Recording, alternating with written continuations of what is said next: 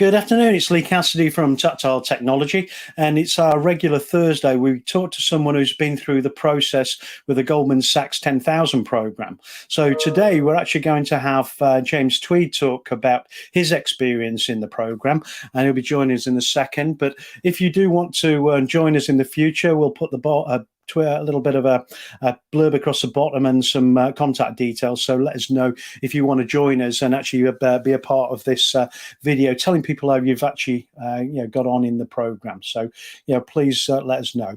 So James, how are you? Hi Lee, thanks very much for having me on. It's I'm very well, thank you. How are you? Not too bad. So what we want to do is just get a picture of your experience, that journey you've taken. So it's always good to start at the beginning, isn't it? So as some people might say, it's a very good place to start. So let's kick off with you and your business prior to you getting involved with the Goldman Sachs program. Tell us a little bit where you were, your experience and things.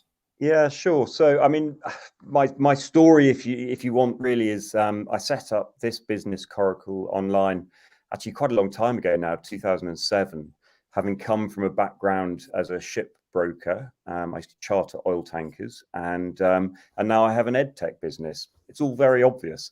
The reality is there's a little bit of a change there. Yeah, absolutely. So I went through that sort of classic disillusionment of commuting into the city, and really wanted to do something that made a bit of a difference, and was interested in technology, interested in education, and I was working in an industry that people had very little visibility about. So setting up an e-learning company back in 2007 at the time was quite a sort of out there thing to do. Actually, now there are many thousands of companies doing similar things. Anyway, I was convinced it would be an overnight success, and as my wife keeps reminding me, when is that night coming? But we keep plugging away and keep trying to find that magic formula. So what do? We provide e-learning to the shipping industry. That's what we started off doing, and that led to us putting some training content on board ships. And the trouble about a ship is that there's not a lot of internet in the middle of the ocean. So we developed some sort of special techniques around delivering an e-learning type experience, but offline. So roll the clock forwards, and at one point a few years ago, I thought, well, I better go and learn a bit more about education and how that sort of works. So I went and did an MPhil at Cambridge University in psychology and education. And I would have done my thesis on the effect of digital education on a seafarer's mindset, but no one in Cambridge knows where the sea is. So I got put in, so I had a sort of long discussion with my supervisor. What other type of isolated group is there? Is there another type of person that fits the bill for what I was trying to do as a research project? And I'd had an interest in our local prison, just as a bit of charitable work. We'd created a sort of tech library there, collecting old books from a shared office we were in Cambridge. And I thought, right, well, actually, a prison environment is fairly similar. They're isolated from the internet. They, incarcerated, maybe for good reason, but actually they're isolated from a normal experience. And what can we do educationally there? And that's really how this prison project and Coracle Inside started. And now we're in 25 prisons providing laptops in cell, and they're completely cut off from the internet, completely secure, but providing an opportunity for people who are really otherwise disadvantaged from education to reach, to try and reach their potential. And ultimately, that's going to lead them back into employment on release. And the reality is that in this country, all bar a handful of people do come out of prison. And, they could be your neighbor one day. And I think you'd rather them in a job, earning some money and paying into the tax system than cycling back round. So that's really what we're all about, is trying to reach those people who are isolated and give people an opportunity to learn. Just mention one thing. We get a little bit of freezing on your video from now and again, but the audio is staying the same. So we'll continue on anyway. I just want to make sure people are aware that it's just a little bit of a freeze, but we're still getting the audio. So people stick with it. We shouldn't have an issue then. So coming on from that, so you've got this business that's doing effectively offline learning in an online way. Started with shipping, and then looking at prisons and how you can do that. So, what about the Goldman Sachs program? How did you find out about the Goldman Sachs program? So the Goldman Sachs program was, I mean, firstly, just what an amazing program, and big shout out, thanks to everyone at Goldman Sachs and Oxford Side Business School, because it really is one of the most incredible programs out there. Actually, a few years ago, before I did that MPhil, I was talking to a friend, a business owner, who was trying to convince me to do a sort of MBA type program, and I resisted that. It didn't feel like the right time. And then I was talking to, actually, it was my wife's cousin who had been on the Goldman Sachs program a couple of years ago, and she was very complimentary of it. And actually, it's that personal recommendation really landed. And I thought, okay, let's go and have a look. And so I jumped in, not really knowing too much about it, but the more I started to read, the more I thought, okay, this is a really good program. And then you get to the application form, and that's quite an intense process. Only matched really. That's what I was going to ask you next. How was the application process? But we've already got to that point now. Oh, sorry, running ahead. So, I mean, the application process is robust. And actually, that's really good, because it means that the group of people you end up working with are going through a similar journey and have some similar challenges, similar experiences. And I think that is what differentiated this program from so many other things, because there's lots of coaching out there. But I always start off with asking the coach, well, what's been your journey? How have you done it? And actually, to be told that they've got all the theory, but none of the real life experience, for me, is just a really challenging place to get to. So with this, putting people together who have got the same experience, that makes a huge, huge difference. And it's that peer-to-peer piece supported by the growth expert, who is really, in our instance, we had this amazing guy who's really been there, done that, got the T-shirt, and was able to sort of steer us in the right direction. So, awesome. Yeah, I'd agree with that, and I think I mentioned it last week on the one with Daria. But we went to the an event for the Servitization Live at the ICC last week, and the Aston guys who run that program, the Advanced Services Group, take quite a few people from the Goldman Sachs program. I'm involved with that, and a number of others are that have been through that process, and they actually use it as a filter mechanism before they take people into the program on that group. The Advanced Services Group, because they know how robust the selection process is. Yeah. So moving on then, so you were taken on board. Commonly, you'll do if you've been in the last 5 years, you'll do 3 residentials and you'll do your online between. So what did you get? Did you get all your residentials, summer residentials, or none? Well, so this was a challenging cohort to be involved in, I suppose, because of good old COVID and lockdowns. So we basically did the whole program online, and we had one final residential, which was the end of the program piece. We did get to meet up and do that face to face in Oxford, all socially distanced and over more time than they would normally do it. So actually, only half our cohort were there. And they had to run the program sort of twice. So that was kind of a strange experience. I guess because we deliver online education to people offline, and so a lot of screen-based stuff. I was interested in the techniques being used and where that was working and not working. But it was a strange experience. It's a shame, but we've all had this, haven't we? This has been the story. There's no point in thinking there's going to be a different. You just got to make the best of it as it is. And actually, I think everyone really got stuck in a way that was really, really good to see, actually. Yeah, and so I agree with the online piece that if you're familiar with it, it works. If you're not, it can be a little bit of a challenge because across our cohort, some people have had used these type of technology before, Zoom, Teams, which is quite new at that point in time when we did it 5 years ago, and a couple of other mechanisms to do it. So some people were used to it, some found it challenging. I think also we were a bit challenged by people's technology when people were joining a lot of the meetings from phones, because there's a bit of a limitation when somebody's just got a phone, what they can see and what you can see of them, rather than if you're using a full-size computer and a camera and microphone. So we had some mixed levels of technology through ours.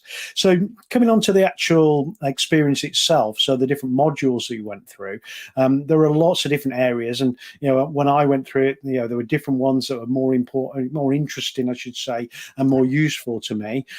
So what about yourself? Which particular modules helped you in the most? Well, so I mean, actually, it was all interesting, definitely. I think there are obviously everyone in our group had different strengths because of where they had come from, whether they bought a business, started a business, what their backgrounds were. Actually, as a business, we got some grant funding at the beginning of the lockdown sort of period, so we were incredibly busy and had a number of logistics challenges to face at the same time. So being on the course, I was really trying to write the business growth plan with a view to what we were implementing. As long as I was a page ahead of where we needed to be as a business, that felt okay. But things like, so HR became a very important topic for me because we've taken on more people in the last year. Finance was important because suddenly our cash flow model was looking different. So there were little bits from every module actually that really, got me fired up and running back upstairs into, meet the rest of the team on a big screen over Zoom and say, right, this is what we need to be doing.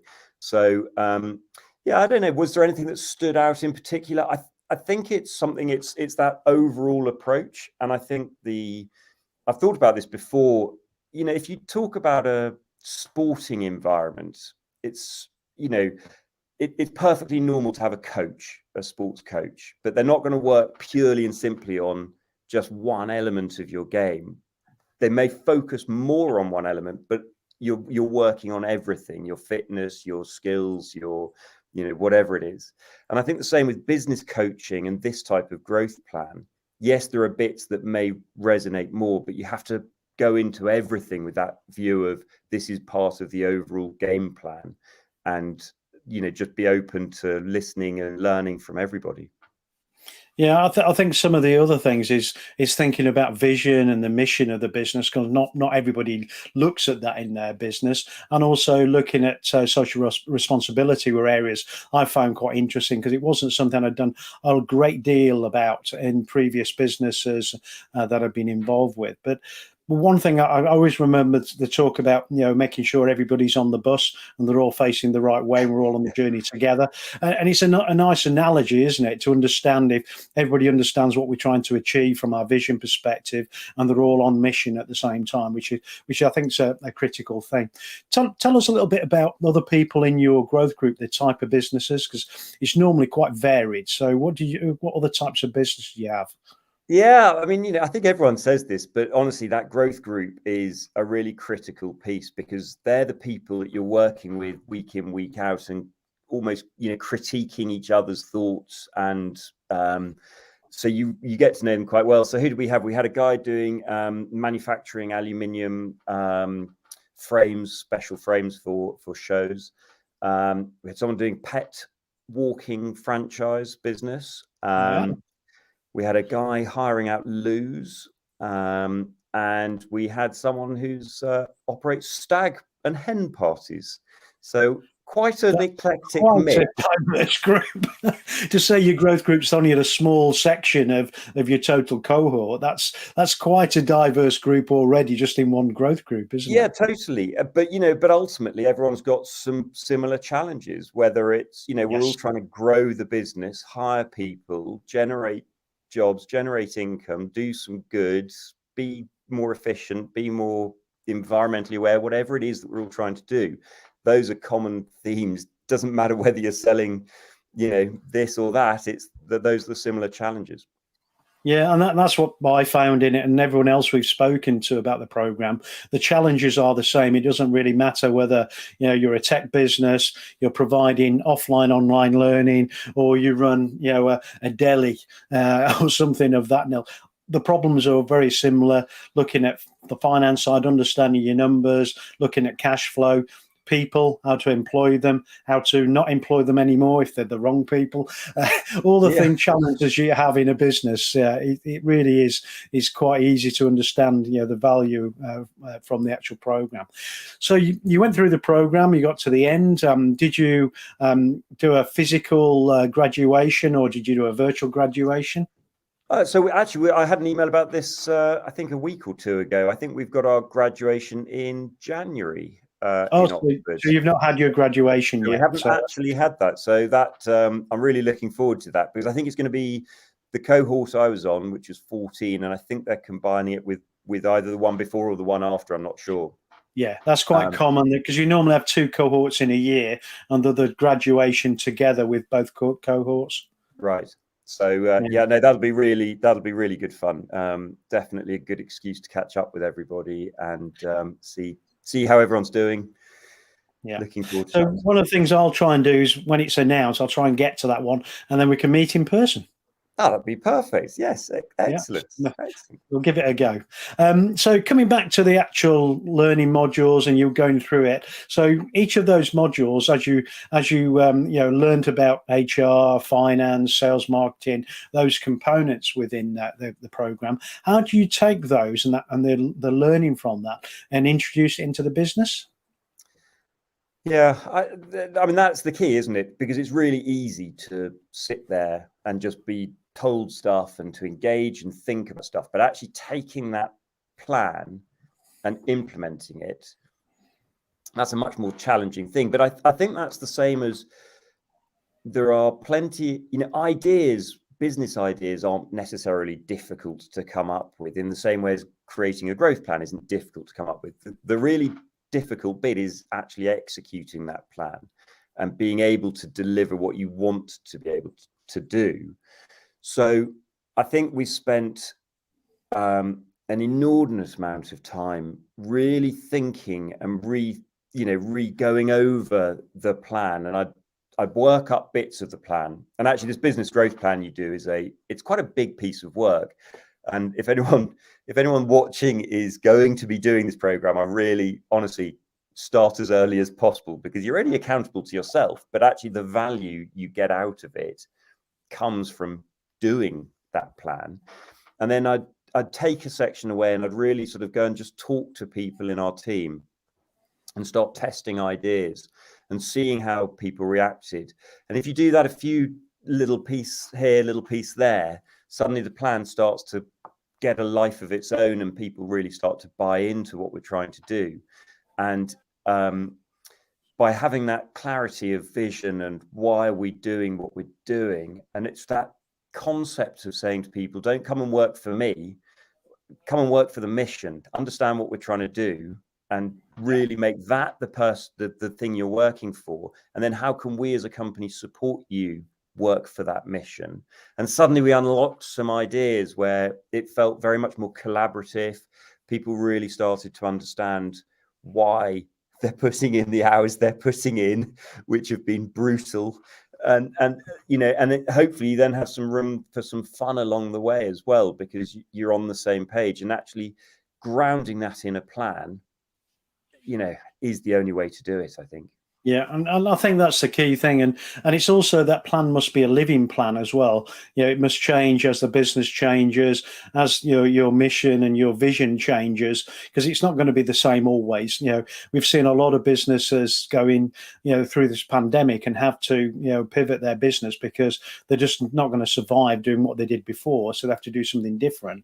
And pivoting the business and changing the plan to meet those needs works. We've heard of organizations that traditionally made gin actually starting to make hand cleansing products and things, because they could, because of the mechanisms they've got to create alcohol, they can actually then create alcohol gels, as a simpler thing to do, because they weren't selling a great deal to their current, traditional suppliers. So there's a lot of things that people, can do, but it's quite important. It's a living plan. I think a lot of people do a business plan, stick it in the drawer, never look at it again. Well, and to you're be not honest, going to that's get any exactly value. what I've always done. that was what I used to do. You write a plan thinking, oh, everyone says you've got to have a plan, right? Well, I'll write that. And then we got to a point where, we were growing faster, getting grants, getting, more customers. Think life was just getting more complicated. And actually now I think, well, actually we really do need a plan, because otherwise it's chaos. Yeah, it's if you fail to plan, you plan to fail, don't you? Is the old adage. So it's a good thing to have a plan. At least you can measure yourself against that plan as well. Have we achieved the things that we plan to do? How far down the route are we? So it helps.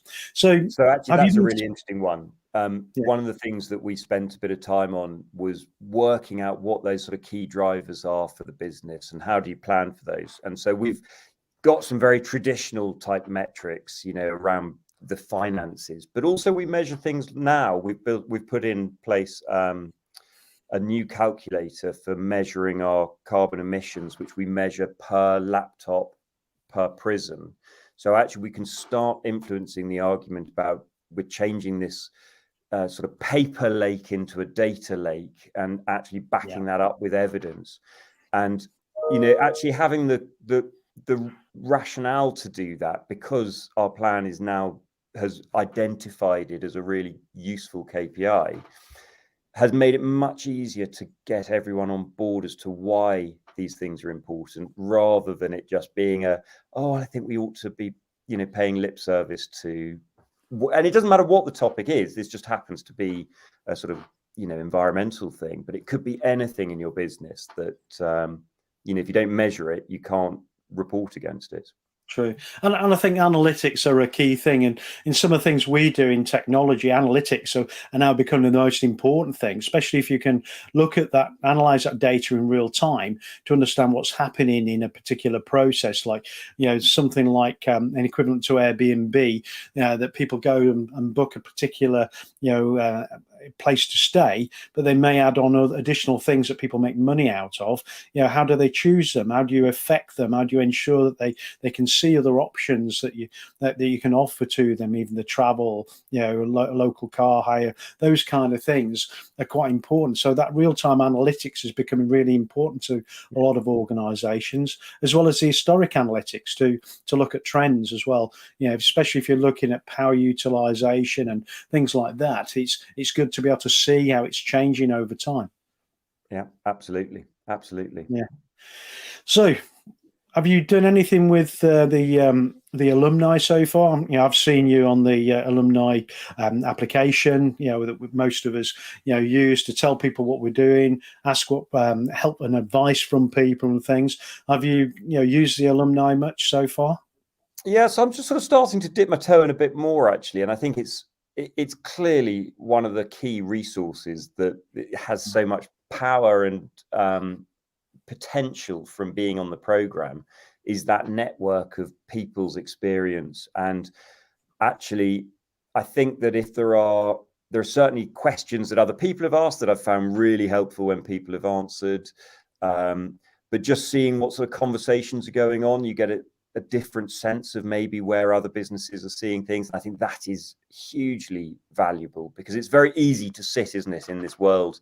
You're so busy trying to grow your own business, and so busy trying to, innovate or do whatever it is you're doing.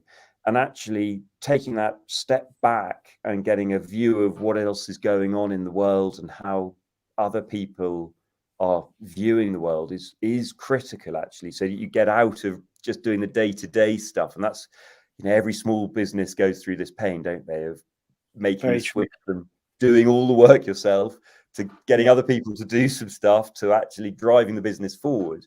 But that alumni group, just seeing the types of questions going, actually is a really nice way of reminding oneself of, okay, that maybe we're not alone with facing that HR issue or that cash issue or that supply chain issue. How are other people facing that?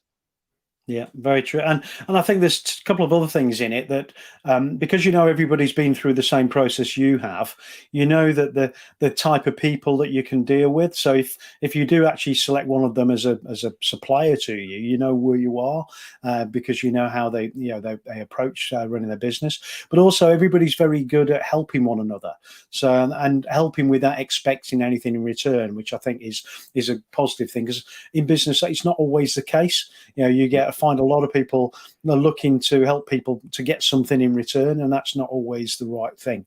So the alumni group is great, and also the alumni events, which hopefully you'll get to see more. Your graduation is part of that process, that some of the alumni will come along to it, but there'll be specific events in the future that you can be involved in, that talks about particular things in business. I went to one at the House of Commons where they brought in the Minister for Small Business, and we talked through some of the issues and things, which was really good a few years ago. We've had some really good events that really make a big difference, that you would never get access to these people otherwise, if you're a normal small business. So some really, really good things. So I would encourage you to do as much with the alumni as you can, ask questions. Somebody's going to have an answer, because we've all experienced things and maybe seen different things. So there's always going to be somebody out there who's got the answer. So moving forward then, so what's the future look like for James Tweed and Coracle, and both the the online offline ships and the online offline prison service and things? Are you looking to branch out into other areas? Are you just looking to grow with what you've got? What's the future look like? So, I mean, the plan has a number of elements in it. There's certainly a growth in terms of expanding what we do. There's more stuff in the markets we're in that we can do, but there's more markets we can develop as well, but there's more product development we can do. So we've spent quite a lot of time building up a wish list of things that we want to do. So actually it's quite an exciting time at the moment. We're frantically trying to hire more people. We're in a really lucky position that we do something that is very difficult to do. There's very high barriers to entry effectively because the security requirements, it's very technically challenging. There's a lot of reasons why it's difficult to do. We've been plugging away at this for quite a long time, and now we're in a really fortunate position where we have all the backing from government to be able to expand this service. So it's a really busy, exciting time, and that as a project in the prisons will drive the next bit of growth. But as a business in a broader sense, there are lots of other isolated groups of people around the world as well. And there are lots of people isolated in plain sight. And, we assume in this increasingly digital world that everyone has access to the internet, and that just isn't true. There are lots of people who struggle with that. There are lots of groups of people who, for all sorts of reasons, are not able to interact with online services in the way that most of us can. And across the world, that problem just becomes larger and larger. And actually, so I think we feel that we're tackling some really big problems if we can connect. And if we take that prison example, what is it? There's about 80,000 people in prison in England and Wales. That's 90% higher than in the early 1990s. But 70,000 get released every year. So there's this huge churn of people. Only about 15% of people leaving prison are in a job a year after they've left. So if we can help connect that journey for people, so when they go through the gates, going back into society, if we can help their journey make sense so that they can find employment, actually, we're tackling what the MOJ says is a £15 billion a year problem. So these are sort of quite challenging things, although they seem like a very niche part. But we feel that that is a very, very exciting place to be. Yeah, I think it's always been a challenge for as to look at how we can stop people going back around through that issue, continually going through the cycle of coming out and then going back in, coming out, going back in. So if you can break the cycle by educating them to the point where they actually can understand what's right going forward, will make a big difference, won't it? And get them back on a track into employment. But it starts with a simple thing. If you imagine, if you've been in prison, I've met people who've been in prison, and you talk about, well, when you get out, they're scared. How do you buy a train ticket these days? You use a contactless card on a screen. Well, if you haven't seen a computer because you've been inside for 10 years, you're already at a disadvantage. So these are the things that we want to try and break down, these points which people become very vulnerable. And if we can break some of those down, you effectively, it's a bit like the COVID. We've got to flatten the curve rather than having a spike of danger zone. We've got to give them a longer period of time to reintegrate. And I think that becomes, gives us a whole set of challenges that are really exciting to work with. Yeah, and so I think it's great work that you're doing. I think it's really important as well. So I'll ask you this question. I think from what you've told me before, I'm going to get a specific answer. So would you encourage other people to go on the Goldman Sachs program? I have already told a few people you have to do it, but absolutely, there are loads of programs out there. But the Goldman Sachs one, you get the credibility of working with Oxford Business School and Goldman Sachs, and that shouldn't be underestimated if you're a small business. You get to work with a really, really dynamic, interesting group of people who've also been drawn to it, and it's free. So what's not to love about that? It's a real win-win. Yeah, I've been muting myself because I've noticed in the background that my wife's using her hairdryer in the bedroom behind and singing. So hopefully it's not come through too much. It's all the fun of working from home these days, isn't it? It's a great experience. Luckily, we haven't had the delivery driver ringing the front doorbell and everything else you normally get as well. But it is interesting. We keep popping up at the bottom a ticker just to tell people some contact details about myself and Rachel, who's in the background driving the tickers and all the other pieces, and doing a bit of off-screen production. But if anybody's interested in being involved in going through your experience, your journey, it'd be great to have you on. We do this normally every Thursday at 3:00, so we've got a standard time for it. We did have to do it an hour earlier last week because Daria couldn't really fit it in around other things she was doing, so we moved it forward to 2:00. But we normally do it every Thursday. I'm still looking for more people. I've got 2 other people lined up. I think we've got one for next week, and then the following week I may have got a gap. But anybody's interested in telling us your story, please join us. And thank you very much, James. That's been really interesting to see your journey and what you've done. And I think what you're doing sounds really interesting. And it's like interpreting a challenge in a different way. We don't think about online learning having an issue because you're actually on a ship somewhere or disconnected from the world in a prison. You don't think like that normally. So I think what you're doing is amazing. Thank you very much, Lee. It's been a pleasure to speak to you. And honestly, anyone get on that program. And if anyone's got any other challenges that need looking at in a completely different way, that's what we like. Yeah. And when we started, we said how long it take. We've actually hit 32 minutes now, so normally between 30 and 40 minutes. But people don't realise, once you start talking and we cover off different areas, it can go quite quickly, the time. But again, thank you very much for joining us. And like I say, everyone else, look out for our future videos. We do it, like I say, streamed into LinkedIn Live, Facebook and YouTube, because we don't know, about the different businesses and, where they'd be interested in. We have 3 reasons to doing this. I mentioned this to James earlier. One, we like to promote the Goldman Sachs program because it's a great thing. And you've seen two of us have said the same thing. It's been a great experience for both of us and our organizations. Secondly, we want to tell people about these great business that have been through the program and understand a bit more about James and his business. And thirdly, we want more content for people to enjoy, so we're getting people along to join us and see what we can do.